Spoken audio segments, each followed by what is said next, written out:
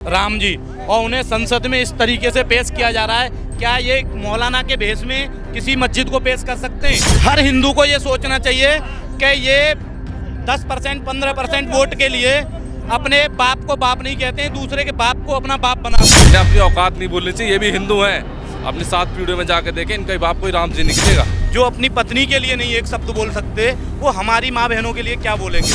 ये अपने आकाओं को, जो इनके मौलाना हैं, सिर्फ उनके अलावा हर हिंदू को बेवकूफ़ बना सकते हैं, किसी को सम्मान नहीं दे सकते।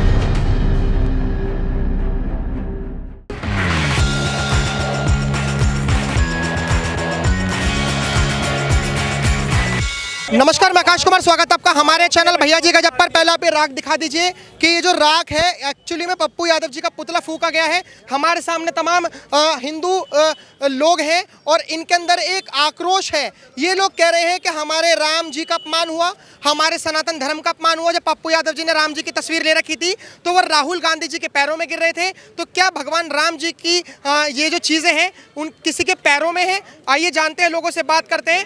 नमस्कार सर, नाम क्या होगा आपका? मेरा नाम राहुल। आपका नाम? मेरा अरविंद अग्निहोत्री। आपको ऐसा क्यों लग रहा है कि पप्पू यादव जी ने राम जी का अपमान करा है? भैया सरासर अपमान है। वो हमारे पूरे विश्व के आदर्श हैं, राम जी, और उन्हें संसद में इस तरीके से पेश किया जा रहा है। क्या ये मौलाना के भेष में किसी मस्जिद को पेश कर सकते हैं? वक्फ बोर्ड के लिए बोल सकते हैं? ये सिर्फ ये हम हिंदुओं की आस्था को ठेस पहुंचाने का काम करते हैं। इनसे ज़्यादा नीच कौन हो सकता है?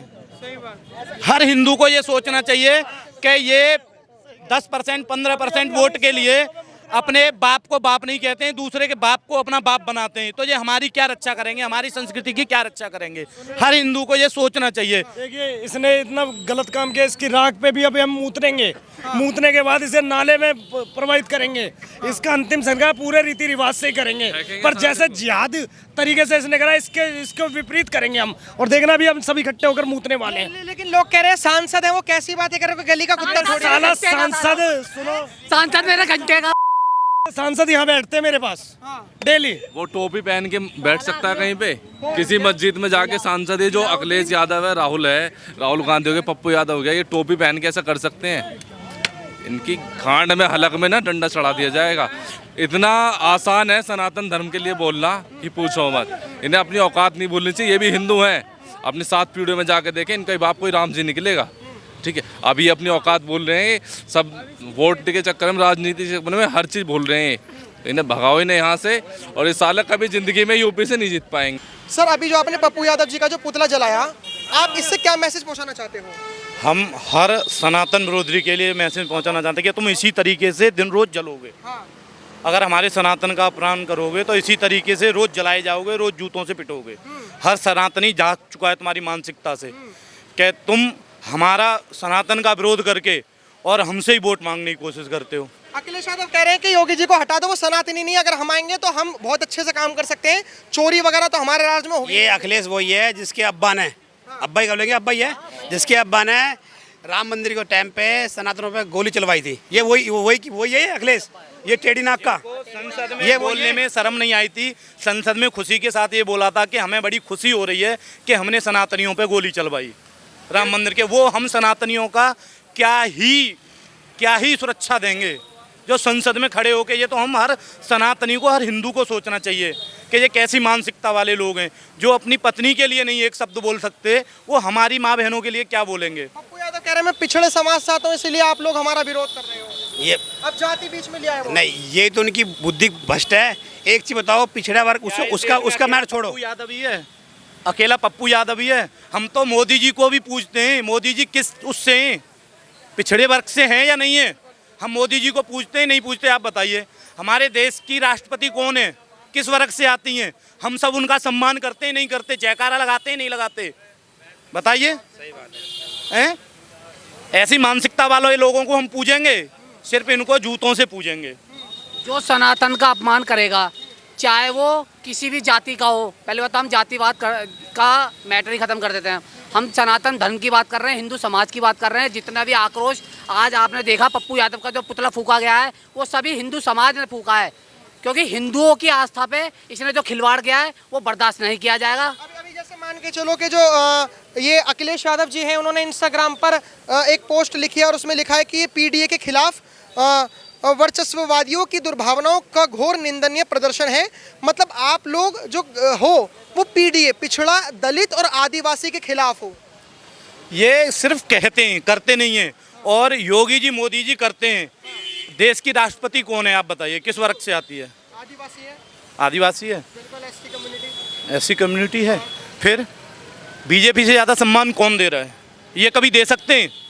ये अपने आकाओं को, जो इनके मौलाना हैं, सिर्फ उनके अलावा हर हिंदू को बेवकूफ़ बना सकते हैं, किसी को सम्मान नहीं दे सकते। ये वो कह रहे हैं कि मंदिर में चोरी हो गई तब तो तुम्हारी भावनाएं आहत नहीं हुई, पार्लियामेंट में पप्पू यादव जी ने बस नाटक क्या करा, तुम्हारी भावनाएं आहत नहीं, जिसने अच्छा, गलत एक चीज़ काम करा, बताइए। राम मंदिर जिसने गलत काम करा, ये महाराज जी की सरकार में उसको सजा मिली भी है, वो जेल में भी गए हैं। जिन्होंने काम करा, गलत काम करा, वो जेल में गए हैं। आप देखो ना, एक चीज़ बताइए, जिस मौलाना ने इनकी पत्नी के खिलाफ बोला था, इनसे तो एक शब्द नहीं निकला। जिस बंदे ने, वो इनकी पीडीए से ही था, पीडीए से था नहीं था, जिसने भरी मंच पे तमाचा मारा, इन्होंने उसके साथ क्या किया? क्या किया? घर में बैठाया वो। उसको पार्टी से निकाल दिया, निष्कासित कर दिया।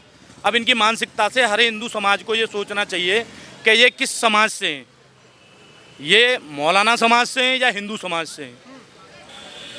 ये तो हम हिंदुओं को, हर हिंदू को विचार करना चाहिए। ये हमारी कभी सुरक्षा नहीं कर सकते। मेरा आखिरी सवाल है आप लोगों से कि क्या राम मंदिर की चोरी के बाद योगी जी की मुसीबतें बढ़ चुकी हैं 2027 के इलेक्शन के लिए? नहीं बढ़ी। क्यों बढ़ेगी? हो सकता है बढ़ सकती है। नहीं बढ़ी। क्यों क्यों क्यों बढ़ेगी? जिसने गलत काम करा उसको सजा दे दी, वो जेल में है। अब देखो ना, रिजल्ट ठाके देखो, जेल में है। जिसने राम मंदिर में चोरी करी वो जेल में है। बुलडोजर तो नहीं चला? चलेगा, बुल्डो भी चलेगा। अब जांच बैठी है ना इस पे, जिसका रिजल्ट सामने निकल के आ रहा है उसे कानूनी सजा दे रहे हैं। जिसका रिजल्ट निकल के आ रहा है, जिसका आईना सामने हो रहा है, उसको सजा मिल रही है, सबको मिलेगी। किस चोरी की बात कर रहे हैं? किस चोरी की बात कर रहे हैं? अरे हमारे राम जी के घर में चोरी हुई, हमारे राम जी के घर में। जिस राम जी के घर में ये गए तक नहीं है आज तक, गए हो तो बताए, गए हैं ये आज तक राम जी के? अगर ये चले गए तो इनके मौलाना इनसे नाखुश हो जाएंगे, इन्हें मस्जिद में भी नहीं घुसने देंगे। ये किस चोरी की बात कर रहे हैं? और जो चोरी हुई है, योगी जी सबके गला पकड़ के सब वापसी ले रहे हैं। जैसे इनकी सरकार में अमेठी के, कहाँ के थे वो सांसद अतीक अहमद, जिनका ताल्लुक पाकिस्तान से था, उनके लिए भी इन्हें बहुत दिक्कतें हुई हैं। तो ये हमारी क्या सुरक्षा करेंगे? इनको तो ऐसे ही चाहिए, अतीक अहमद जैसे। मेरा भी आखिरी सवाल आपसे है कि क्या मुसीबतें बढ़ सकती हैं योगी जी के लिए? योगी जी के ने मुसीबत क्यों बढ़ेंगी? जो चोर थे, जिन्होंने डाका डाला, उनके ऊपर 24 घंटे में कार्रवाई हो गई, उन्हें जेल भेज दिया गया। उसके लिए योगी जी को कोई मुसीबत की सामना नहीं पड़ेगा। 2027 में फिर से तीसरी बार मुख्यमंत्री बन के आ रहे हैं और आने वाले भविष्य के प्रधानमंत्री हैं। फिलहाल आपकी क्या राय है? कमेंट में जरूर बता के देखते हैं हमारा चैनल। धन्यवाद, जय हिंद।